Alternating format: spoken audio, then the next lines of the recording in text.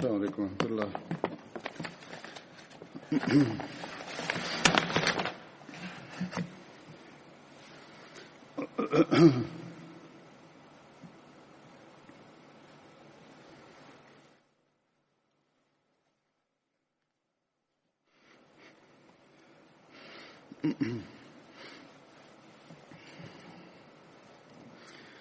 أشهد أن لا إله إلا الله وحده لا شريك له وأشهد أن محمدا عبده ورسوله أما بعد فأعوذ بالله من الشيطان الرجيم بسم الله الرحمن الرحيم الحمد لله رب العالمين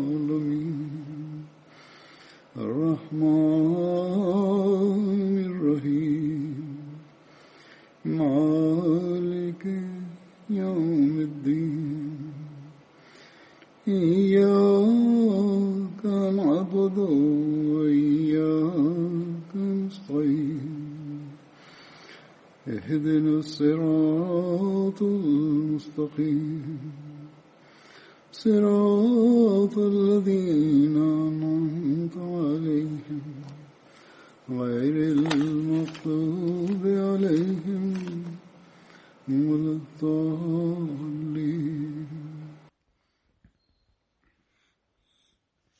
Hazrat Amir al-Mu'minin Khalifatul Masih al-Khamis ayyadahullahu ta'ala binasrihil aziz anasema, leo miongoni mwa maswahaba wa Badri sahaba nitakayemzungumzia ni Hazrat Muaz bin Haris radhiyallahu anhu. Hazrat Muaz alitokana na Banu Malik bin Najjar lililotawi la kabila la Maansar la Khazraj. Jina la baba yake lilikuwa Haris bin Rifa na mama yake aliitwa Afra binti Ubaid. Hazrat Muawiz na Hazrat Auf walikuwa ndugu zake. Ndugu hawa watatu pamoja na kujulikana kwa jina la baba yao pia walikuwa wakiitwa kwa jina la mama yao na walikuwa wanaitwa Banu Afra. Hazrat Muaz na ndugu zake wawili Hazrat Auf na Hazrat Muawiz walishiriki katika vita vya Badr. Hazrat Auf na Hazrat Muawiz waliuawa shahidi katika vita vya Badr, lakini Hazrat Muaz alishiriki pamoja na Mtume sallallahu alaihi wasallam katika vita vyote vijavyo. Sawa na riwaya moja, Hazrat Muaz bin Haris na Hazrat Rafi bin Malik Zulaqi ni miongoni mwa maansar waliotangulia kumwamini Mtume sallallahu alaihi wasallam katika Makka, na Hazrat Muaz ni mmoja wa maansar wanane waliomwamini Mtume sallallahu alaihi wasallam wakati wa bayati Aqaba ula iliyofanyika katika Makka, na pia katika bayati Aqaba thania Hazrat Muaz alikuwepo. Hazrat Muammar bin Haris alipohama Makka na kufika Madina, Mtume sallallahu alaihi wasallam aliunganisha udugu baina yake na baina ya Hazrat Muaz bin Haris.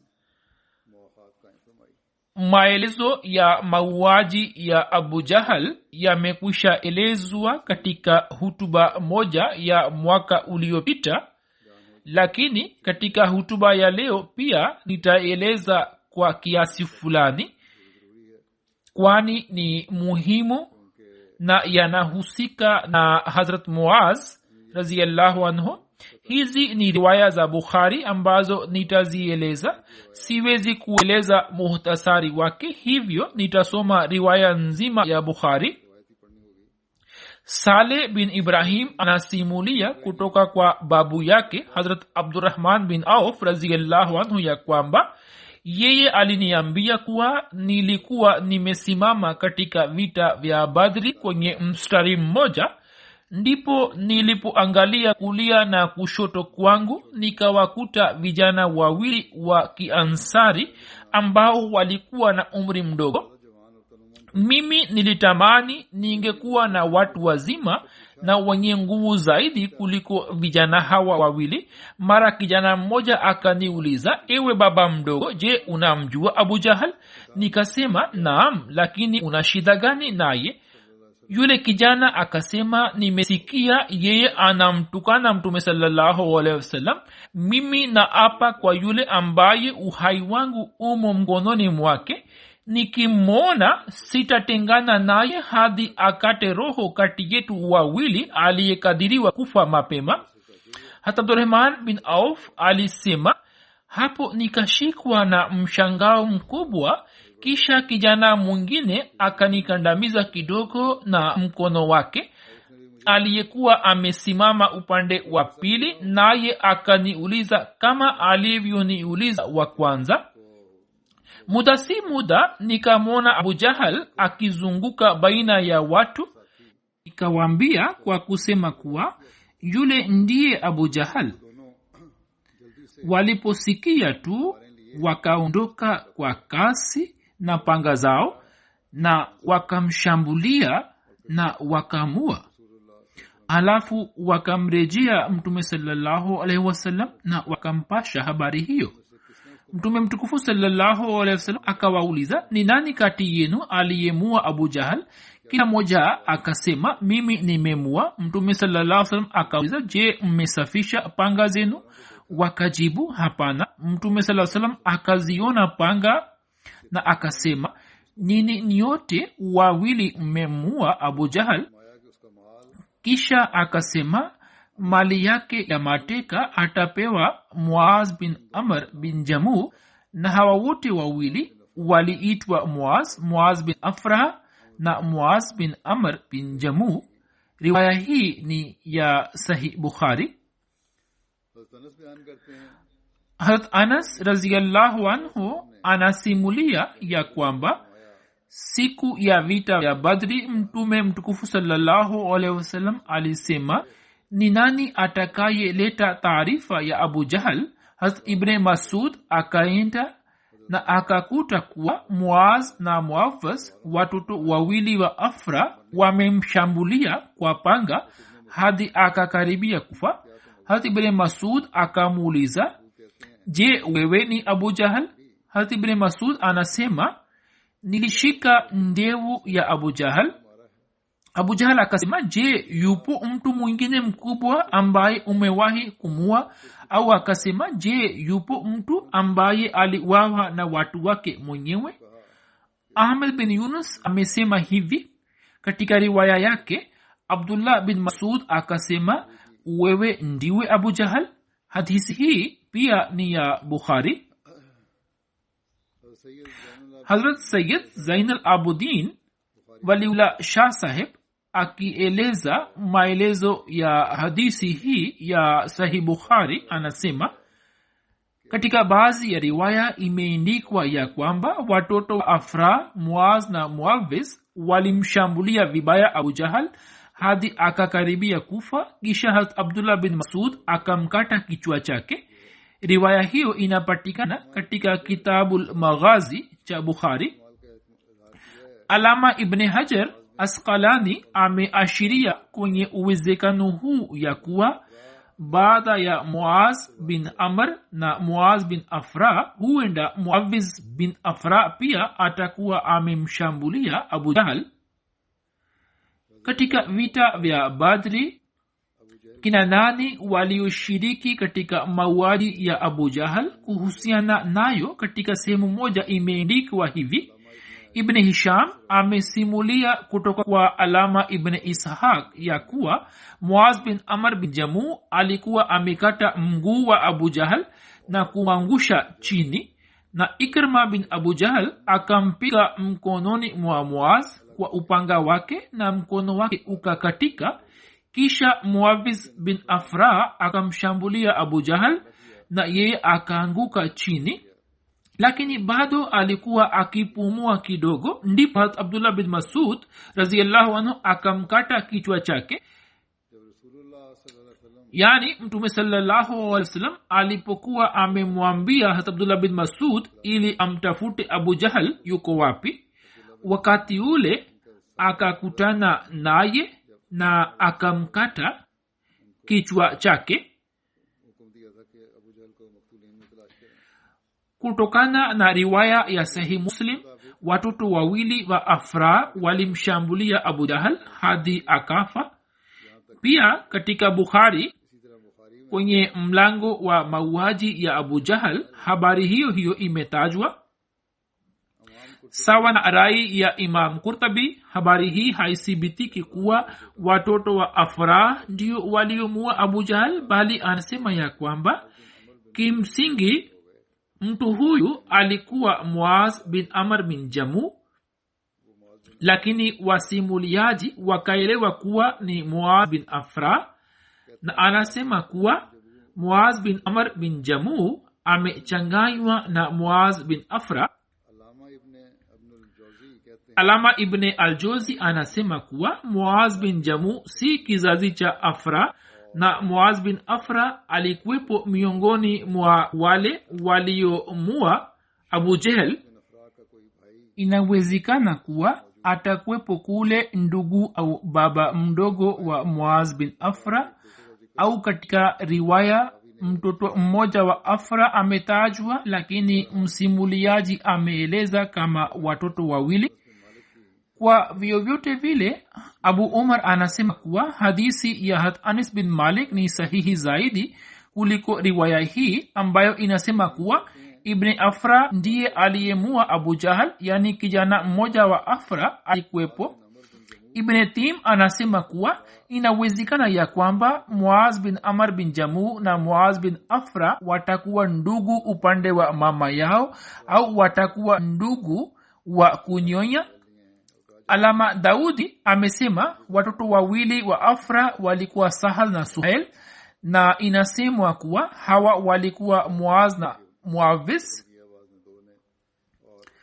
Kwa vyovyote vile, yapo masimulizi mbalimbali yanayoeleza kuwa watatu walimua, mingine yanasema wawili, na hat Muaz bin Haris pia anatajwa kuwa mmoja wao. Hazrat Sahibzada Mirza Bashir Ahmad Sahib jinsi alivyoeleza kumbukumbu za vita vya Badr, na ameeleza tukio la mauaji ya Abu Jahal hivi: katika uwanja wa vita ilikuwa imefikia kilele chake. Mbele ya Waislamu, kundi ambalo lilikuwepo lilikuwa limewazidi mara 3, na likiwa na silaha za aina zote za kivita. Lilikuwa likiingia uwanjani kwa azma hii ya kuwa jina na nishani ya Islam ifutwe kabisa, na Waislamu wanyonge wachache katika idadi, na wakiwa na mapungufu ya vifaa, wakiwa na umaskini na huzuni za kuacha nchi yao, kwa mujibu wa hali ya kizahiri mbele ya watu wa Makka, walikuwa windo la dakika chache tu, lakini mapenzi ya Mungu na mtume wake yalikuwa yamejaa moyoni mwao. Na kitu hiki ambacho hakuna kitu kingine chenye nguvu zaidi duniani, yani imani iliyo hai, ilikuwa ikitia ndani mwao nguvu ya ajabu sana. Wao katika wakati huo walikuwa wakionyesha kiwango kile cha kuitumikia dini kisicho na mfano wake. Kila mmoja wao alikuwa akishindana na mwenzie, na alikuwa tayari kwa kujitolea maisha yake katika njia ya Mungu. Hamza na Ali na Zubair walikuwa wamemaliza maadui. Kuhusiana na hali ya imani ya Maansar, Abdurrahman bin Auf anasimulia kuwa vita ilipoanza, nikaangalia kulia na kushoto kwangu na kuona kuwa vijana wawili wa Maansar wamesimama karibu nami. Nilipowaona kidogo nikavunjika moyo, kwani katika vita vya namna hii askari alikuwa akiwategemea wenzake waliosimama kulia na kushoto kwake, na ni yule tu aliweza kupigana ipasavyo ambaye kona zake zilikuwa imara.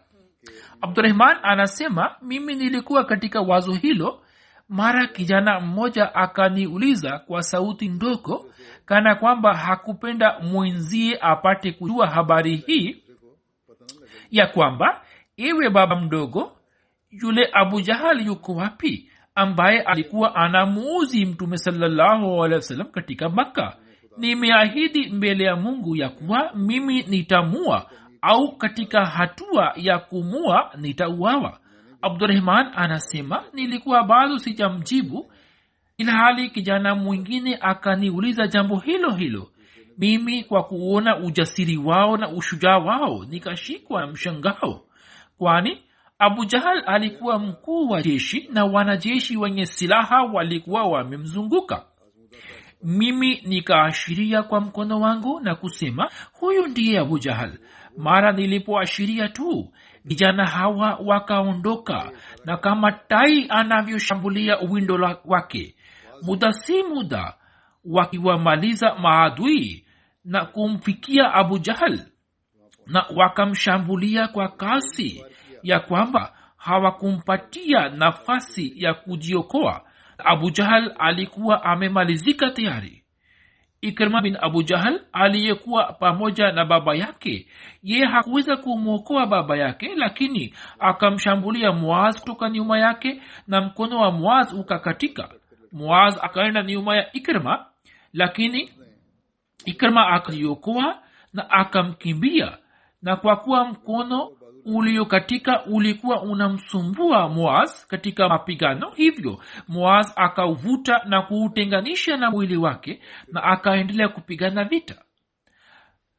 Hazrat Khalifatul Masih wa pili radhiyallahu anhu akielezea tukio hili anasema ya kwamba Abu Jahal alipozaliwa, ngamia walikuwa wamechinjwa kwa wiki kadhaa na nyama ilikuwa imegawanywa kwa watu. Abu Jahal ambaye katika siku ya kuzaliwa kwake, kutokana na kupigwa kwa ngoma na dufu, mitaa ya Makka ilikuwa imejaa kwa furaha na sherehe kubwa kubwa zilikuwa zimefanywa katika mitaa ya Makka. Yeye anapouawa katika vita vya Badri, walikuwa vijana wawili wa Maanswar wenye umri wa miaka 15 waliomjeruhi.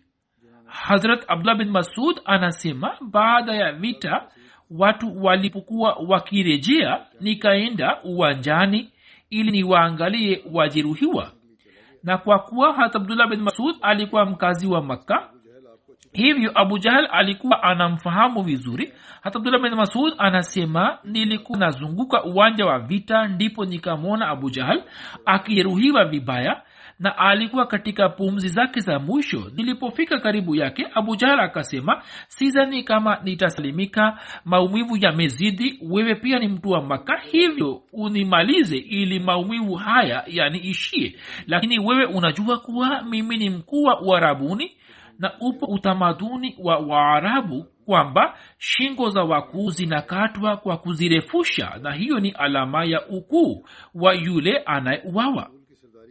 Mimi natamani kuwa ukate shingo yangu kwa kuirefusha. Abdullah bin Masud anasema, nilikata shingo yake karibu na kidevu chake, na nikasema kuwa hata tamanio lako la mwisho halitatimizwa. Sasa ebu muone mwisho wa Abu Jahal.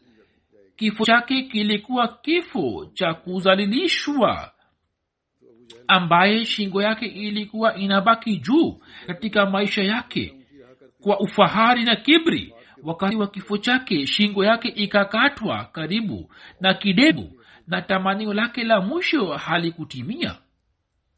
Hazrat Rabii binti Muawiz anasimulia ya kwamba baba yangu mdogo Hazrat Muaz bin Afra alinipatia tende mbichi zilizokomaa na kunitumia kwa Mtume sallallahu alaihi wasallam. Mtume sallallahu alaihi wasallam alinipatia dhahabu ambayo mkuu wa Bahrain alikuwa amemtumia kama zawadi. Katika riwaya nyingine imeelezwa hivi ya kuwa Hazrat Bai binti Muawiz anasimulia, anasema kwamba baba yangu mdogo alinipatia zawadi fulani ili nimpelekee Mtume sallallahu alaihi wasallam. Mtume sallallahu alaihi wasallam akanipatia ile dhahabu ambayo mkuu wa Bahrain alikuwa amemtumia. Alama ibn Asir anaandika kuwa mkuu wa Bahrain na wafalme wengine walikuwa wamemtumia Mtume sallallahu alaihi wasallam zawadi mbalimbali katika zama zile ambapo Islam ilikuwa imeenea sana, na Mtume sallallahu alaihi wasallam alikuwa amewaandikia wafalme barua za mahubiri na kuwatumia zawadi mbalimbali. Ndipo wao pia wakamuindikia barua zao na kumtumia zawadi. Hazrat Muaz bin Harith alikuwa ameoa wake wanne. Maelezo yake ni yafuatayo: Habiba binti Qais, mtoto mmoja aitwaye Ubaidullah alizaliwa kutoka kwake. Mke wake wa pili alikuwa Umme Haris bin Sabra. Haris, Auf, Salma, Umme Abdillah na Ramla walizaliwa kutoka kwake.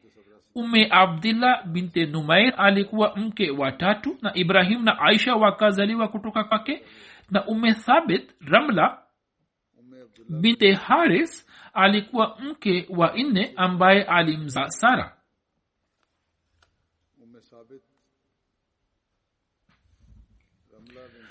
Kuhusu kifo cha Hazrat Muaz radhiyallahu anhu, Alama ibn Asir ameeleza kauli tofauti katika kitabu chake cha Usdul Ghaba. Sawa na kauli moja, Hazrat Muaz alijeruhiwa katika vita vya Badri, na baada ya kurudi Madina kutokana na majeraha haya akafariki dunia. Lakini sawa na kauli nyingine, ye akaishi hadi zama za ukhalifa wa Uthman, na kwa mujibu wa riwaya nyingine akabaki hadi zama za ukhalifa wa Hazrat Ali, na kifo chake kikatokea katika vita vya Siffin vilivyopiganwa baina ya Hazrat Ali na Amir Muawiya. Vita vya Siffin ilikuwa imetokea katika mwaka wa 66 na 67 Hijria, na Hazrat Muaz alikuwa ameshiriki vitani akiwa katika jeshi la Hazrat Ali. Hivyo zipo riwaya mbalimbali zinazoeleza mambo tofauti, lakini tunapoangalia wake zake na watoto aliyowapata tunapata kuelewa kuwa Hazrat Muaz alikuwa amepata umri mrefu. Huzur anasema ya kwamba sasa baada ya kueleza kumbukumbu za sahaba huyo, nitaeleza habari za mheshimiwa Rana Naimuddin Sahib ibn mheshimiwa Ferozdin Munshi Sahib ambaye alifariki dunia. Inna lillahi wa inna ilaihi rajiun. Alikuwa anaumwa kwa muda mrefu, na kutokana na maradhi mbalimbali kila alipokuwa anaenda hospitalini madaktari walikuwa wakisema muda wako wa mwisho umefikia. Ndipo Mwenyezi Mungu alikuwa anamjalia fadhila na alikuwa anapona na kurudi nyumbani, na kila alipokuwa anapona alikuwa anakuja hapa misikitini. Lakini kwa sasa maradhi yake haya yakawa ya mwisho, naye akafariki dunia. Sawa na rekodi, Rana Sahib alizaliwa mnamo mwaka 1934, na sawa na riwaya zingine ni mwaka 1930 au 32, lakini kutokana na rekodi alizaliwa mnamo mwaka 1934, na hivyo umri wake wakati wa kifo chake ulikuwa miaka 86. Katika familia yake jumuiya ilipatikana kwa kumpitia baba yake bwana Ferozdin Sahib ambaye mnamo mwaka 1906 alikuwa amefanya baiati ya Sayyidina Ahmad Islam kwa kumuindikia barua. Kisha baada ya kupatikana kwa uhuru wa Pakistan na India, familia yake ilihamia Pakistan. Mwanzoni walikaa Lahore, kisha mnamo mwaka 1948 Rana Sahib akahamia Rabwa, kisha akajitolea kwa ajili ya Furqan Force, na baadaye Hazrat Khalifatul Masih wa pili radhiyallahu anhu akamtuma Rana Sahib ili asimamie mashamba ya jumuiya karibu na Mirpur Khas. Hapo akakaa kwa miaka kadhaa. Zamani sana alishiriki katika nizamu ya wasia. Katika mwaka wa 1951 jina la mke wake lilikuwa Sara Parveen ambaye alikuwa mjukuu wa Daulat Khan Sahib aliyekuwa sahaba wa Sayyidina Ahmad alayhi salam. Kisha sawa na rekodi iliyopo katika ofisi ya uhifadhi maalum ya ukhalifa, Rana Naimuddin Sahib Agosti 3 mwaka 1954 akateuliwa kuwa mjumbe wa kikosi kama mjumbe wa ziada.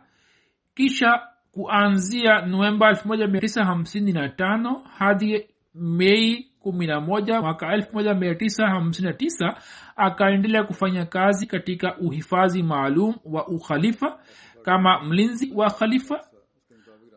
Hazrat Khalifatul Masih wa pili radhiyallahu anhu alipokuwa anakwenda Nakhla Jaba kwa ajili ya kufanya kazi yake ya kuandika maelezo ya Qur'ani tukufu, na kwa miezi kadhaa alikuwa anaishi huko. Marehemu alikuwa anaangalia mambo ya kuwasha generator na pia alikuwa anamlinda khalifa mtukufu. Kwa kuwa umeme ulikuwa haupo kule, hivyo generator ilikuwa inatumiwa kwa dizeli, na kwa ujumla sehemu kadogo ilikuwa imestawishwa kule, hivyo marehemu alikuwa anasimamia ulinzi wake. Sawa na rekodi ya ofisi ya wasia, na mwaka 1978 akapata kustaafu kutoka idara ya uhifadhi maalum. Kisha akaenda Harappa wilayani Sahiwal, na kisha akaendelea kujitolea kama mtumishi wa msikiti mjini Sahiwal. Oktoba 1984 wapinzani waliushambulia msikiti wa Jumuiya wa Sahiwal ambapo marehemu alikuwepo kama mlinzi wa msikiti. Marehemu akalinda msikiti na kukabiliana na maadui. Hapo kesi ikaingizwa na maadui dhidi ya Rana Naimuddin Sahib pamoja na wenzake wengine wapatao 11. Hivyo Rana Naimuddin Sahib kuanzia 26 Oktoba 1984 hadi Machi 1994 akapata bahati ya kukaa gerezani katika njia ya Mwenyezi Mungu. Polisi badala ya kuwashitaki wale waliokuwa wameushambulia msikiti, wakaingiza kesi dhidi ya ndugu zetu 11 wanajumuiya na wakapewa adhabu. Kesi hiyo ikahamishiwa katika mahakama ya kijeshi iliyokuwa imeanzishwa katika zama za Ziaul Haq, ambapo 16 Februari 1985 kesi ikaanza kusikilizwa rasmi, iliyoendelea hadi Juni mosi mwaka 1985. Mwanzoni washtakiwa walikuwa 11, kisha baadaye uamuzi wa watu 7 akiwemo Rana Naimuddin Sahib ukahifadhiwa. Wawili waliokuwa wameenda nje ya nchi wakaachiliwa huru, ilhali hawa 7 kesi yao ikaendelea.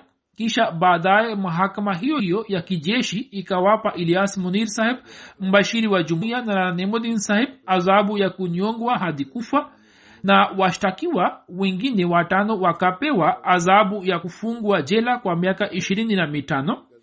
Na kisha zidi ya uamuzi huo ikakatwa rufaa katika mahakama kuu ya Lahore, na Machi 1994 mahakama kuu ya Lahore yakatoa amri ya kuacha huru. Na baada ya kumaliza mambo mengine, tarehe 19 Machi 1994 wakaachiliwa huru. Na hivyo ndugu zetu hawa wakapata bahati ya kukaa ndani kama mahabusu katika njia ya Allah kwa miaka 9.5. Wapinzani wakapeleka ombi lao dhidi ya uamuzi huo katika Supreme Court, na kesi hiyo ikaingizwa Mei 2013 na kusikilizwa. Hata hivyo, kwa kuwa hawa walikuwa nje ya nchi, hivyo kesi haikuenda mbele na ipo mahakamani. Marehemu alipokaa gerezani akaendelea kuteswa vibaya na polisi, na polisi walikuwa wanamtesa ili akubali kwamba kwa kuwa amekuwa mlinzi wa khalifa, hivyo khalifa ndiye aliyekuwa amemtuma ili awapige Waislamu. Rana Naimuddin Sahib alipopata uhuru akahamia London, na hata akiwa hapa sawa na umri wake, bali zaidi ya hayo akaendelea kutekeleza wajibu wake katika uhifadhi maalum. mwaka 2010 binti yake mmoja mkubwa akafariki dunia. Kisha baada ya siku chache mke wake pia akafariki. Kisha akaja kuniomba kwamba nimruhusu aende Pakistan, ijapokuwa hali ya huko haikuwa nzuri, lakini nikamwambia kwamba sawa, uende kwa siku chache na urudi haraka. Hivyo marehemu akaenda kwa siku kadhaa na kisha akarudi. Marehemu amewaacha mtoto mmoja na mabinti wanne nyuma yake. Mwana wake aitwaye Rana Wasim Sahib amejitolea maisha na anafanya kazi katika ofisi ya private secretary Uingereza, na mabinti wote wanne wanaishi hapa hapa London. Kijana wake anaandika kuwa muda wote baba yetu alitufundisha somo moja tu, ya kwamba muendelee kujiunga na ukhalifa, kwani baraka zote zimeunganishwa na ukhalifa. Marehemu mwenyewe alikuwa anaupenda sana ukhalifa. Alikuwa anasema ya kwamba ninapoenda kazini na ninamuona khalifa huwa napata nguvu, na hiyo ni siri ya afya yangu, ya kuwa katika uzee huu naenda kazini, na ikiwa sitakwenda kazini labda nitaanza kuugua. Marehemu alikuwa anazingatia sana wakati. Muda wote masaa 2-3 kabla ya kazi alikuwa anajiandaa vizuri, na ikiwa nilikuwa namwambia kwamba baba bado muda upo, alikuwa anasema hakuna shida, nitafanya nini nikiwa hapa nyumbani. Daktari mmoja aitwaye Hisham ameandika, anasema nilipoona faili yake na ripoti zake za matibabu nikashikwa na mshangao mkubwa, nikifikiri kuwa katika uzu pamoja na magonjwa haya kikawaida mtu anakaa nyumbani au anakwenda katika nyumba makhsus za wazee, lakini huyo anatembea vizuri. Na marehemu alikuwa akisema kuwa hii ni siri ya afya yangu, ya kuwa nije na kubaki karibu na khalifa mtukufu. Kijana wake anaandika, nilikuwa napaka mafuta kwenye miguu yake. Siku moja nilipokuwa napaka mafuta juu ya miguu ya marehemu, nilipogusa sehemu karibu na magoti yake, marehemu akatoa sauti hafifu ya maumivu. Nikamuuliza, akasema hakuna shida. Kisha nikamuuliza zaidi, ndipo akasema haya ni maumivu ya mateso ya jela.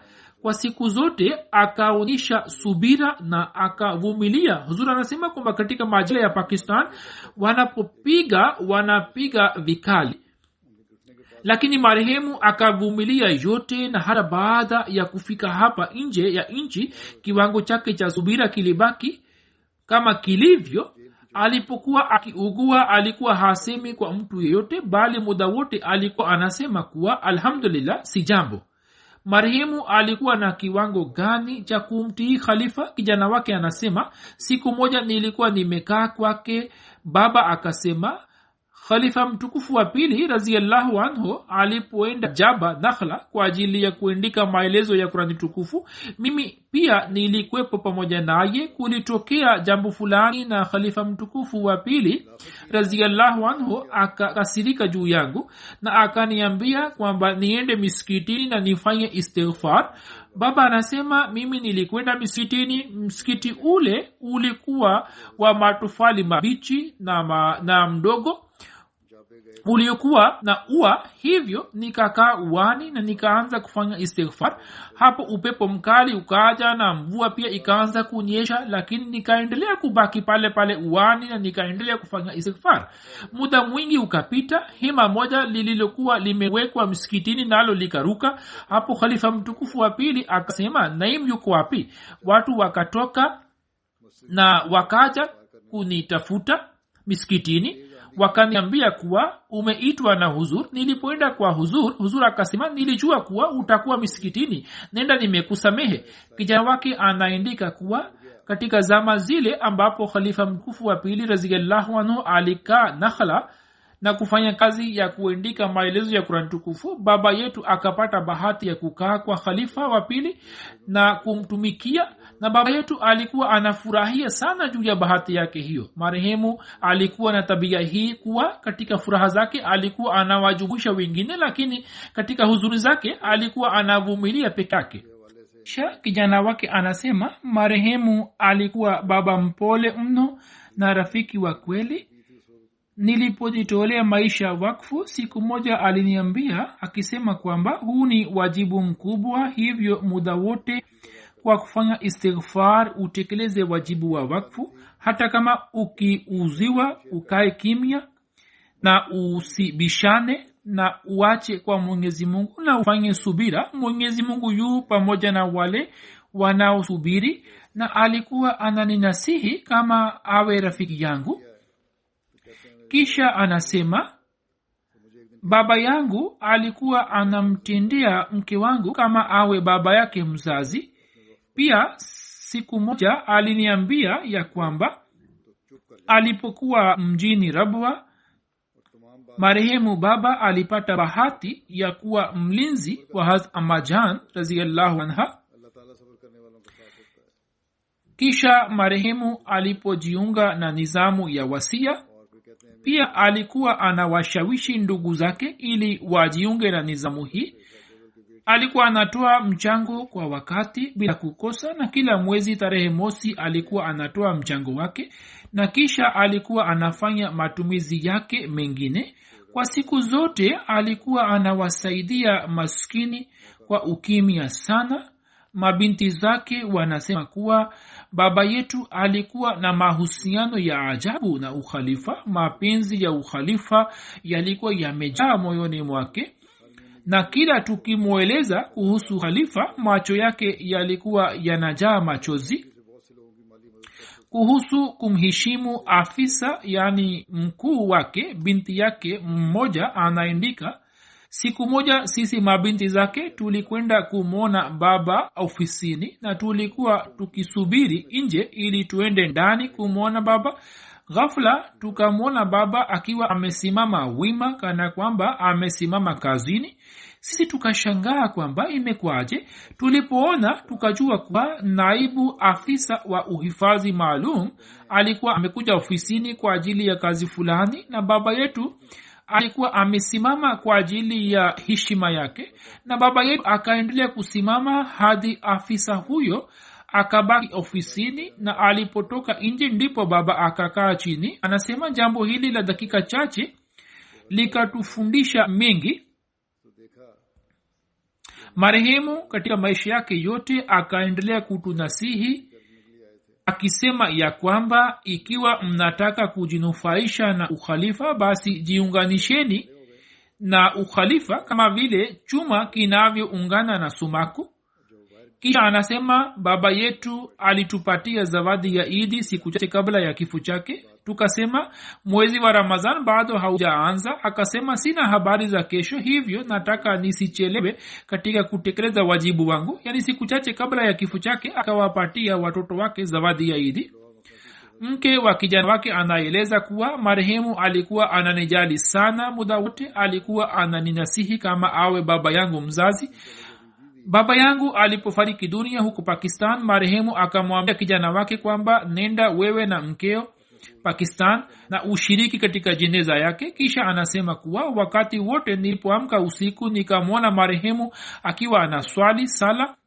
Marehemu alikuwa anaupenda sana ukhalifa. Kila aliandika ameandika habari hiyo. Alikuwa anasema mimi kwa sababu ya maombi ya khalifa nilikaa salama huko jela, na kwa sababu ya maombi ya khalifa leo nipo hapa. Na alikuwa anasema kuwa yule rais wa nchi aliyekuwa ametia saini juu ya uamuzi huu kwamba ni niongwe hadi kufa kutokana na maombi ya khalifa, hatujui alikwenda wapi, yani alikufa. Lakini Rana Saheb akawa nishani iliyo hai, akaja mbele ya dunia. Binti yake mmoja Abida anasema marehemu alikuwa anawanasihi watoto wetu akisema kuwa muwe na mahusiano imara na Mwenyezi Mungu na ukhalifa, na alikuwa anasema kuwa usalama wenu umo ndani mwake. Alikuwa anatunasihi ili tusome Qur'ani tukufu. Mwenyewe alikuwa na swali sala zote na sala ya tahajjudi bila kukosa. Sijawahi kumuona hata siku moja kwamba hakuswali tahajjud. Alikuwa hazina za maombi kwa ajili yetu. Alikuwa mkarimu sana. Alikuwa anawajali ndugu jamaa zake maskini. Marehemu aliendelea kutoa michango ya wazazi wake na kisha mchango wa mke wake baada ya kifo chake.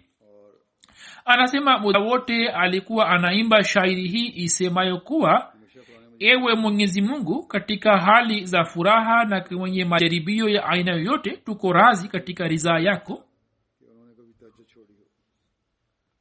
Anasema ya kwamba baada ya kufariki kwa mama yetu mzazi, baba akatujali sana na alikuwa anatutendea vizuri. Pia alikuwa anamtendea mke wa kijana wake kama awe baba yake mzazi. Kila alipokuwa analeta kitu fulani alikuwa anampatia kwanza, kisha alikuwa anatupatia sisi, na alikuwa anasema ya kwamba tumemleta nyumbani na huyu ni binti ya mtu mwingine, hivyo tuwe tunamjali sana. Mimi nitaulizwa na Mwenyezi Mungu. Binti yake mmoja anaandika, siku zile za majaribio alizokaa jela alikaa akiwa na razi ya Mwenyezi Mungu, na alikaa pamoja na mapenzi ya dini na upendo wa ukhalifa. Hakulalamika, hakuacha sala na sala ya tahajudi. Hata katika marazi yake hakuacha sala. Kutokana na kuteswa kwake katika jela akapata marazi ya figo yaliyozidi katika umri wake wa mwisho.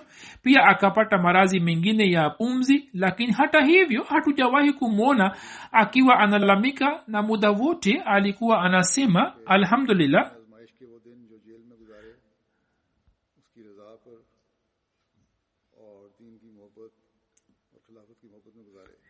Kisha anasema ya kwamba baba yetu alikuwa anatujali sana, na alikuwa anasema kwamba nimekuwa mzee, umri wangu umekuwa miaka 87 88 na sijui kuhusu kesho yake. Nitakapokufa basi munipeleke Pakistan. Na pia akasema kwamba nimetunza hela kwa ajili ya tikiti zenu ili msiwaangalie waume zenu kwa ajili ya tiketi, na muende Pakistan kwa matumizi ya baba yenu. Kutokana na hali jeneza yake haikuweza kwenda Pakistan, na hapa amezikwa kama amana. Sasa amesema kwamba njia itakapofunguliwa tutafanya mpango ili apelekwe Pakistan. Mpwa wake aitwaye Rana Shabir, ambaye anafanya kazi katika hospitali ya Tahir Hat, anasema kwamba alipokaa jela nilipata bahati ya kuonana naye, na kila nilipoenda kuonana naye katika jela yeye alikuwa anatunasihi na alikuwa anatuambia kwamba tufanye subra na tufanye maombi. Marehemu alikuwa mtu mkubwa sana, alikuwa anafanya subra katika hali zote. Pia mpwa wa mke wake anasema kwamba mwaka 1980 alipokuwa anakaa katika kasri khilafat, wakati wa jalsa tulikuwa tunakwenda, na baadhi ya watu wasiokuwa wa Ahmadiyya pia walikuwa wanaenda pamoja nasi. Wakati ule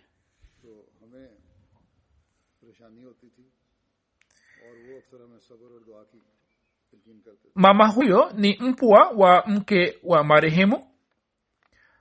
Alikuwa anasema kwamba marehemu alikuwa anamwambia mke wake kwamba wajali wageni ili wasipate shida yoyote katika chakula na katika malazi. Ikiwa sehemu ilikuwa inapungua, basi mwenyewe alikuwa anaenda kulala katika jiko au katika store, na alikuwa anawapatia wageni mahala pazuri pa kulala. Mpwa wake mmoja anasema kwamba nilipoenda kukutana naye jela na nilipomuuliza kuhusu hali yake na nilitaka kujua kuhusu tukio lenyewe, akasema kwa jazba kwamba ewe kijana wangu, wakati wote tuwe tunalinda kalema, hata kama tunalazimika kutoa uhai ndani yake tusijali. Yeye anasema kwamba nikajihisi kwamba maneno haya si maneno ya binadamu bali ni sauti ya malaika fulani. Kwa kweli marehemu alikuwa shujaa na alikuwa mwenye jazba na mwenye shauku na mwenye ujasiri wa kulinda kalema. Anasema kwamba nilipohama Ubelgiji na kuhamia London, akaniambia kwamba kama umekuja hapa basi uungane na ukhalifa na umtii khalifa katika mambo yote, waila hakuna faida ya kuja kwako hapa. uwe unatekeleza wajibu wako na uwe unaswali na uwe unainama mbele ya Mwenyezi Mungu katika mambo yote. Alikuwa anawachukia sana waongo na wanafiki. Hata alipokuwa anapata maradhi zaidi, watu wa nyumbani walikuwa wanamwambia kwamba upumzike nyumbani, lakini alikuwa anasema kwamba hapana, mimi si jambo, hizi ni siku zangu za ziada, Mwenyezi Mungu amenijalia kuitumikia dini. Bwana Ilyas Munir Saheb anaandika kwamba nimekaa na Rana Saheb katika jela kwa sehemu kubwa ya maisha yangu na siwezi kumuona katika wakati wake huu wa mwisho. Pia moyo wangu umehuzunika. Katika muda wote wa miaka 10 tulipokaa jela, sikumuona akikata tamaa hata kwa siku moja. Hata pale ambapo aliposikia habari kutoka dikteta kwamba ataniongwa hadi kufa, yeye akasikia amri hii kwa uvumilivu. Watoto wake walikuwa wadogo na walikuwa hawana njia nyingi za kujikimu, lakini hata hivyo ye akavumilia. Na alipokuwa anahuzunika alikuwa anasema kwamba mipango yao sio mizuri, Mwenyezi Mungu ndiye atakayetulinda. Na Mwenyezi Mungu akamjalia na watoto wake pia wakaolewa vizuri. Bwana Ilyas Munir Saheb anaandika kwamba pale ambapo wapinzani wakaushambulia misikiti na wakaanza kufuta kalima tayyiba na aya za Qur'an tukufu, wakati ule siwezi kusahau pale ambapo marehemu akawaita kwa sauti ya juu akisema kwamba nyinyi ni nani mliokuja hapa kufuta kalima. Anasema kwamba sikuweza kumuona hapo kabla akiongea kwa Kiurdu, lakini wakati ule aliongea kwa Kiurdu na aliongea kwa sauti yenye ujasiri, na akiwa peke yake akakabiliana na watu wapatao 30-40 na akawalazimisha wakimbie misikitini. Pia anasema kwamba marehemu alifanya hayo yote kwa ujasiri mkubwa, na pale ambapo alipoulizwa na afisa wa polisi kwamba ni nani aliyefyatua risasi, marehemu hakusimama hata kwa sekunde na akasonga mbele kusema kwamba mimi ndiye niliyefyatua risasi. Hapo ndipo akalazimishwa kwamba labda awataje viongozi wa jumuiya kwamba hao ndio waliokuwa wameniambia, lakini mtu huyo, shujaa huyo, hakupenda kwamba nizamu ya jumuiya ipate kulaumiwa, na huu ndio ulikuwa uhakika. Nizamu ya jumuiya ilikuwa haifahamu kwamba marehemu ana bunduki ya binafsi. Kisha hakulegea katika mahakama ya kijeshi, bali kwa ushujaa mkubwa akakiri kwamba yeye ndiye aliyekuwa amefyatua, na kutokana na ushujaa wake na kutokana na imani yake hii Mwenyezi Mungu akamjalia uhuru, na hadi pumzi zake za mwisho akaendelea kuitumikia dini pamoja na ukhalifa. Kisha Bwana Ilyas Munir Saheb anaandika kwamba wakati ule baba yake alikuwa anapokea barua kutoka khalifa mtukufu wa 4 na pia hutuba zake mbalimbali.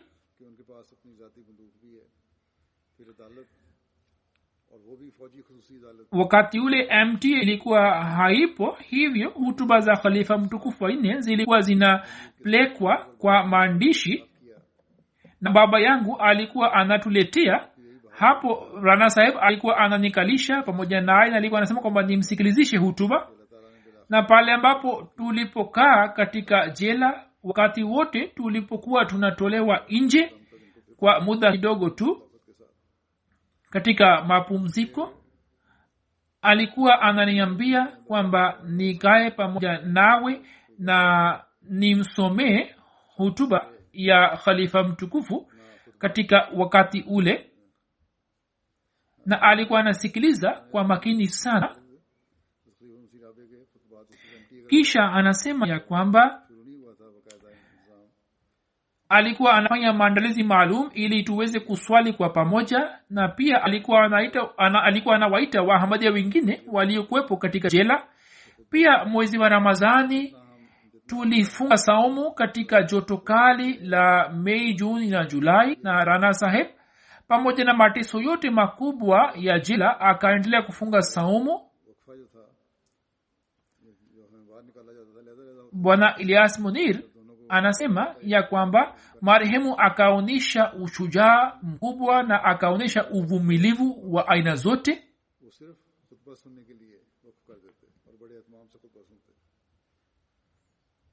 Na aliposikilizishwa amri ya kunyongwa hadi kufa, hata wakati ule akasikiliza kwa umakini na kwa uvumilivu na akafanya subira. Hata watu wa siku wa Ahmadiyya wakajihisi hali hii. Anasema kwamba amri ilipotolewa ya kutunyongwa na rais wa nchi alikuwa ametia saini,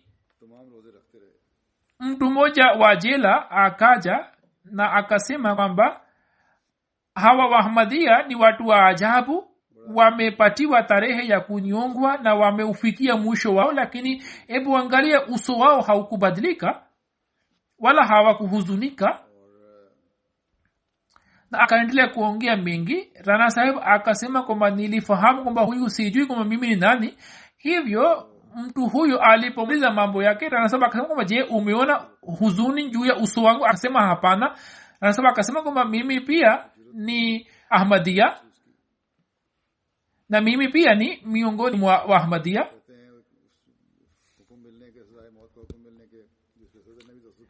Mwishowe ningependa kusoma barua ambayo Khalifa mtukufu Inne rahimahullah ta'ala alikuwa amemwandikia Rana Naimuddin Sahib katika mwaka wa 86 Septemba. Huzur alikuwa amesema kwamba nimezipokea barua zako. Kwa kweli imani ulionayo ni imani ambayo watu wa Mungu wanaipata baada ya kupita katika njia ngumu. Mti hujulikana kwa matunda yake. Nini ndio matawi mabichi na matunda matamu ya mti wa Sayyidina Ahmad sallam. Mwenyezi Mungu hatawapotezeni. Jumuiya inaendelea kuwaombeni. Maombi yangu pia ni kwa ajili yenu. Nina imani kwamba mtakuwa mmesikiliza shairi niliyoandika hivi karibuni. Nimepeleka ujumbe wa mapenzi yangu na upendo wangu kwa ajili yenu. Mwenyezi Mungu awaokoeni kutoka shari ya maadui na Mwenyezi Mungu awe pamoja nani. Bwana Mubarak Siddiqui anaandika kwamba safari moja nilimuuliza marehemu kuhusu zama za kukaa kwake katika jela.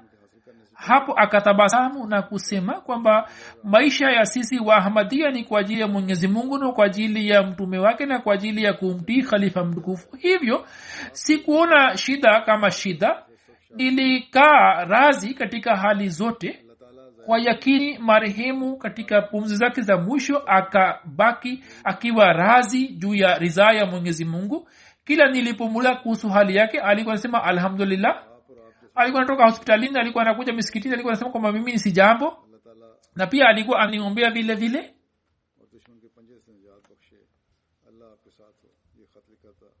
Kama nisemavyo kwamba madaktari wakasema kwamba watu wa namna hii pale hapo miguu yao iwe imevimba hawezi kutoka nje ya nyumba, lakini mtu huyu anakuja kazini. Walikuwa wanashangaa kwa kuona, madaktari walikuwa wanashangaa, lakini walikuwa hawajui kwamba marehemu alikuwa na jazba, alikuwa na upendo wa ukhalifa, alikuwa na nia na alikuwa na imani ya kukaa karibu na ukhalifa. Na ndiyo maana nguvu hii ilikuwa inamleta kazini. Mimi muda wote niliona utulivu usoni mwake na niliona upendo kwa ajili ya ukhalifa. Mwenyezi Mungu amrehemu na amtendee kwa upendo katika dunia ya akhira, na pia amjalie mahala chini ya wapendo wake. Mimi namjua tangu utotoni, kama nisemavyo kwamba ye alipokuwa anaishi Jaba Nakhla pamoja na khalifa mtukufu wa pili radhiyallahu anhu, wakati ule tulikuwa tunakwenda kupatembelea katika msimu wa kiangazi. Hata wakati ule alikuwa anatutendea kwa huruma kubwa sana, na pale Mungu aliponichagua kwa khalifa rangi yake ilikuwa imebadilika kabisa.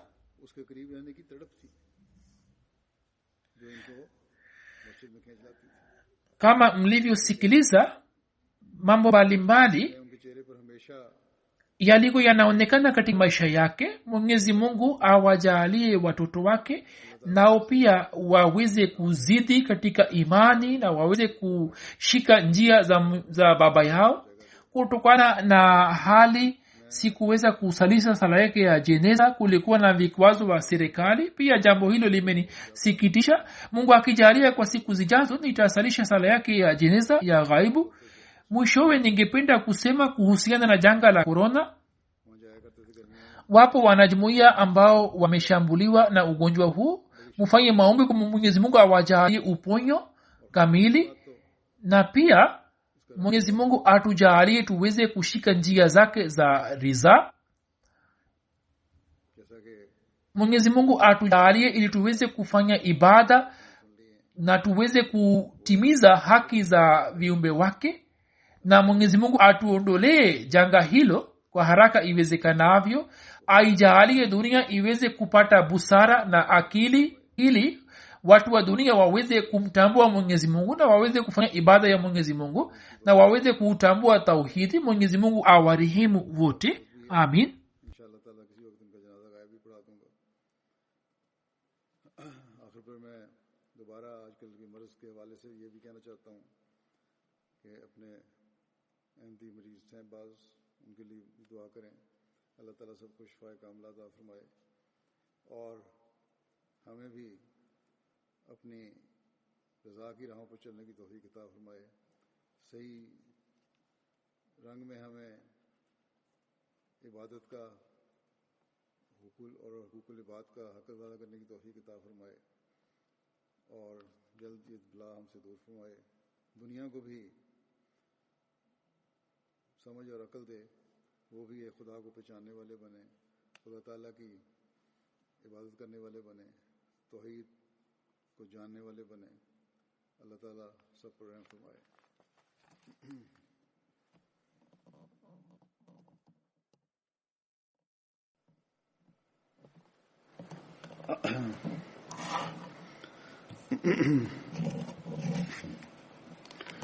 अल्हम्दुलिल्लाह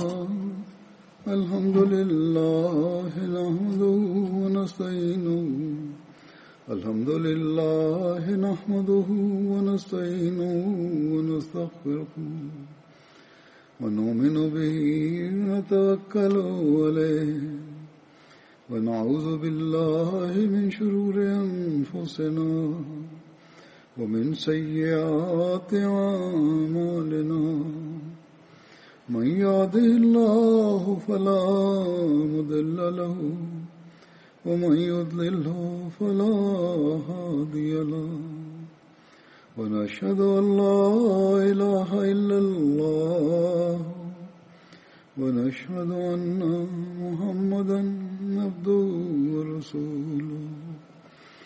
इबादल्लाहि रहिमकुमुल्लाह इन्नल्लाहा यामुरु बिल अदलि वल इहसानि व ईताइ ज़िल क़ुर्बा व यन्हा अनिल फ़हशाइ वल मुनकरि वल बग़य यइज़ुकुम लअल्लकुम तज़क्करून।